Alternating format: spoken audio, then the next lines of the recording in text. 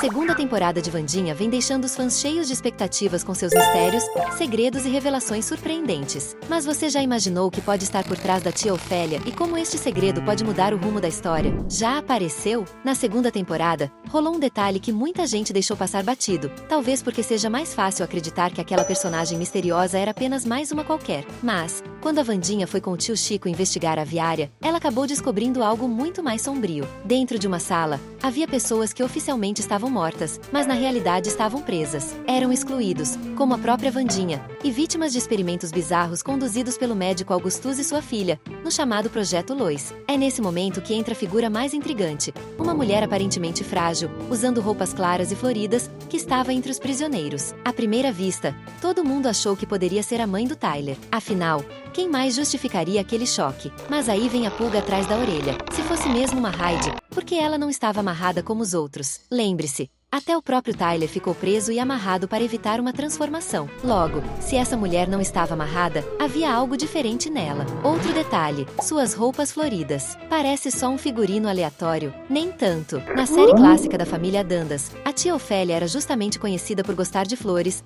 cores e vestidos chamativos, um contraste com o estilo preto e elegante da Mortícia. Essa referência não parece coincidência. Agora, a teoria que mais circula entre os fãs é que essa mulher misteriosa poderia ser, na verdade, a tia Ofélia. Só que tem um porém. Ela parecia frágil, sem resistência e não demonstrava poder algum, o que leva muitos a acreditarem que ela pode ter tido suas habilidades drenadas, roubadas nos experimentos do Projeto Lois. Isso explicaria o fato de não precisarem amarrá-la. Sem dons, ela não representava ameaça. E o detalhe mais enigmático, na porta dessa sala, havia sinalizações de segurança, como se guardassem alguém perigoso. Porém, quando a porta se abre, vemos apenas essa mulher aparentemente indefesa. Isso sugere que já houve um poder ali, mas que foi arrancado dela. Ou seja, pode não ser só mais uma figurante. Pode ser a pista escondida de que a Ofélia nunca morreu de fato, mas foi vítima de algo muito pior. Se tornou cobaia, perdeu seus dons e sobrevive apenas como uma sombra do que já foi. Hoje vamos entender o papel da Ofélia nessa temporada, principalmente para ajudar a Wandinha. Vem agora com a gente acompanhar mais um vídeo. Desconhecida. Você deve estar se perguntando, afinal, aquela mulher misteriosa é mesmo a mãe do Tyler, ou pode ser na verdade a tia Ofélia? Pois é, aí começa a treta. Se a gente lembrar bem, lá no final da primeira parte da segunda temporada, quando o Heidi do Tyler cruza o caminho da Wandinha, ela pede para ele se esconder. Acontece que, nesse vai e vem, tudo sai do controle. Wandinha acaba entrando em coma e, nesse meio tempo, se perde completamente da investigação. É justamente aí que a tal cena da porta ganha peso. Naquela cela, havia um aviso claro de que o que estava ali dentro era perigoso. Mas, quando a porta abre, não vemos um monstro nem um mutante furioso. Vemos uma mulher calma, com roupas claras e floridas, aparentemente muito mais saudável do que os outros prisioneiros que estavam em estado deplorável, quase irreconhecíveis. Estranho, né? Agora, vem a cereja do bolo.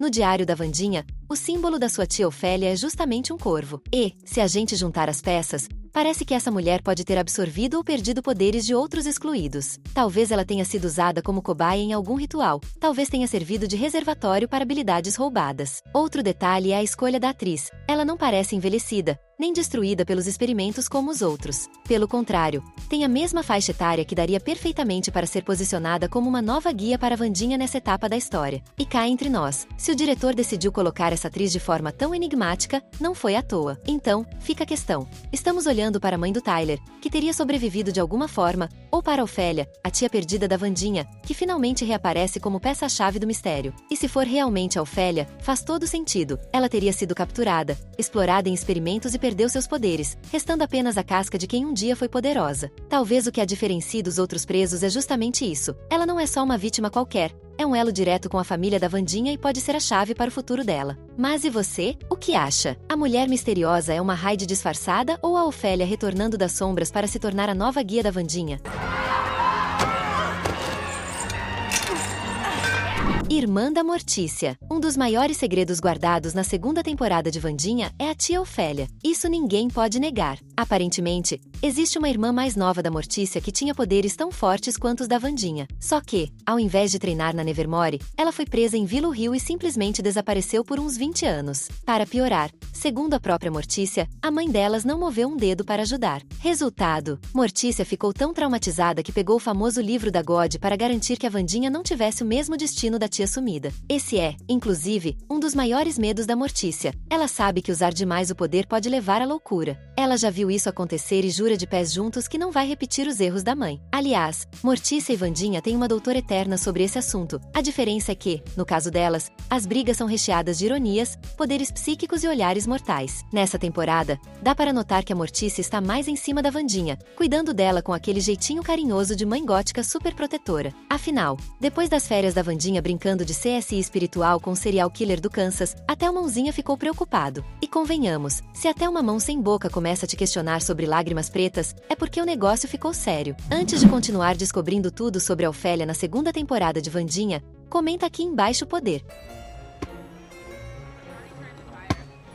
Pomba e corvo. Muita gente anda confusa com essa questão. Qual é, afinal, a diferença entre os poderes da Mortícia, da Ofélia e da Wandinha? Porque, sim, eles parecem parecidos à primeira vista, mas na prática cada um tem uma pegada bem diferente. A Wandinha e a Ofélia herdaram dons mais sombrios, daqueles que fariam qualquer terapeuta pedir aumento. As duas têm visões intensas e perturbadoras da realidade, como se enxergassem os segredos que ninguém gostaria de ver: mortes, tragédias, dores e destinos nada animadores. Não é à toa que Wandinha passa a série inteira com aquele ar de quem já sabe que o seu futuro não inclui casamento na praia com flores no cabelo. Já a Mortícia, curiosamente, seguiu por outro caminho. Seus poderes são conectados a vibrações mais positivas, até felizes, o que chega a ser engraçado, porque ela mesma sempre foi a maior entusiasta do luto, da escuridão e da poesia de cemitério. E aí entra a Ofélia. Muita gente acha que ela seria a cópia da Mortícia, mas não. Na verdade, Ofélia se distanciava desse lado sombrio e não tinha a mesma obsessão por preto e tragédia. Isso é explorado principalmente na versão clássica da família Dundans, não tanto na série da Netflix. Aliás, é justamente essa diferença que torna a comparação interessante. Enquanto Mortícia amava a escuridão,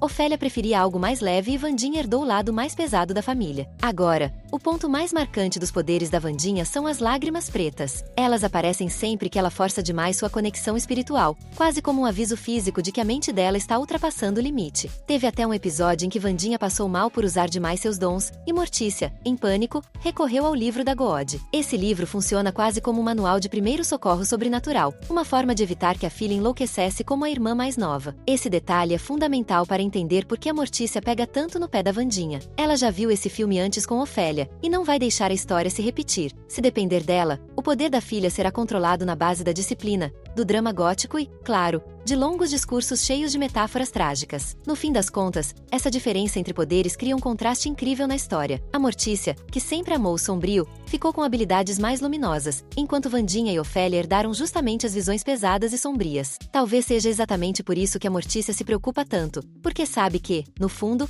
a escuridão sempre cobra sua conta.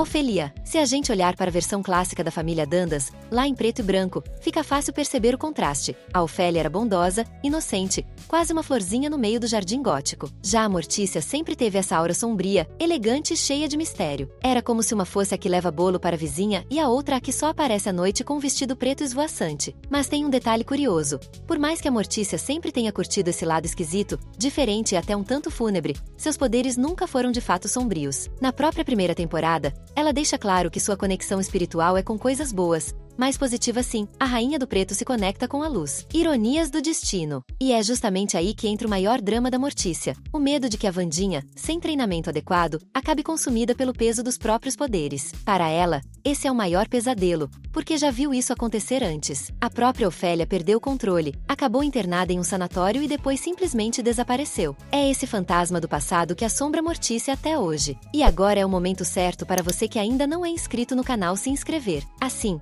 você não perde nenhuma novidade. Lágrimas pretas. Tem uma cena bem curiosa e cheia de simbolismo. Quando a Mortícia abre o diário da própria irmã, ela encontra várias ilustrações de rostos aflitos, chorando lágrimas negras. À primeira vista, parece só mais um detalhe gótico para combinar com a estética da série. Mas, olhando mais de perto, isso tem tudo para ser um baita easter egg que conecta diretamente a história da Wandinha com o passado sombrio da tia Ofélia. Afinal, o que sabemos é que a Ofélia acabou se corrompendo pelo excesso de poder. Ela acreditava que poderia usar seus dons para ficar mais forte, talvez até mais influente, mas terminou cruzando a linha entre controle e obsessão. Resultado: perdeu o rumo e não teve um destino nada agradável. Foi engolida pela própria escuridão, como se o poder tivesse cobrado a fatura. E é justamente esse o grande medo da Mortícia. Ela olha para Wandinha, com todos aqueles dons ainda crus e sem disciplina, e vê um espelho do que aconteceu com a irmã. As lágrimas negras, que aparecem tanto nos desenhos quanto nos próprios momentos de colapso da Wandinha, funcionam como um alerta visual. Se ela não aprender a controlar seu poder,